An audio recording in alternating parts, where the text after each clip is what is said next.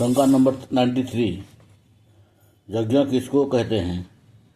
यह क्या है और क्यों करना चाहिए? समाधान। यह शब्द यज्ञ यज धातु से बना है, जिसका अर्थ होता है देव पूजा, संगतिकरण और दान। हर श्रेष्ठ निष्काम कर्म को भी यज्ञ कह सकते हैं। यह मनुष्य का आदिम धर्म है। देव पूजा से तात्पर्य है अपने से बड़ों का आदर सत्कार करना, जीवित माता पिता, गुरु, आचार्य, अतिथि, विद्वान इत्यादि को पूजा करना, अर्थात उनका यथायोग्य सम्मान करना, यह यज्ञ है। संगतिकरण का मतलब है अपनी बराबरी वालों के साथ मित्रता करना, संगति करना, प्रेम करना इत्यादि। इससे आपस में शत्रुता नहीं होगी। यह भी यज्ञ का ही रूप है।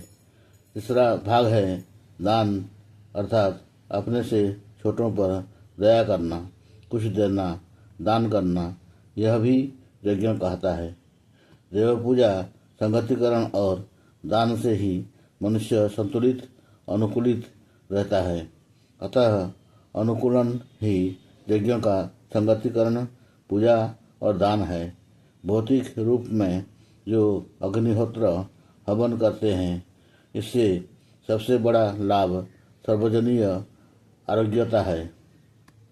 अग्नि में जो कुछ औषधि, अन्न और सुगंधित पदार्थों की आहुति देते हैं, अग्नि उसे लाखों करोड़ों गुणा करके वायु को अर्पण करती है और वायु ऊपर जाकर मेघों को देता है। वर्षा के कारण वही पदार्थ सब स्थान में आते हैं, बढ़ते हैं, अतः सब जीवों को लाभ होता है। प्रदूषण कम हो जाता है। वर्षा में पौष्टिकता होने से अन्न, औषधि और वनस्पतियाँ अच्छी शुद्ध होती हैं।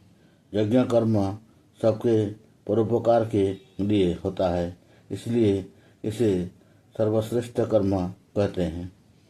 यज्ञ से, अग्निहोत्र से जड़ देवताओं की पूजा हो जाती है। प्राकृतिक संतुलन, अनुकूलता बनी रहती है और लोग देना सीखते हैं।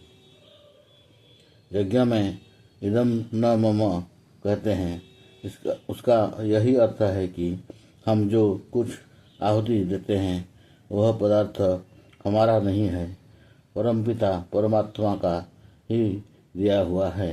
इससे हमें अभिमान नहीं आ सकता, अहंकार की भावना मिटती है और यज्ञ से सभी का लाभ होने पर हम स्वयं भी लाभान्वित होते हैं और प्रसन्नचित्त रहते हैं। इस भौतिक यज्ञ कर्म से आध्यात्मिक, अधिभौतिक तथा आदि दैविक दुख दूर होते हैं। अतः सभी सुखी जीवन व्यतीत कर सकते हैं। इसलिए तो कहते हैं कि अग्निहोत्रम जुहोयात् स्वर्ग काम। स्वर्ग की प्राप्ति, सुख की प्राप्ति के लिए यज्ञों का अनुष्ठान करें।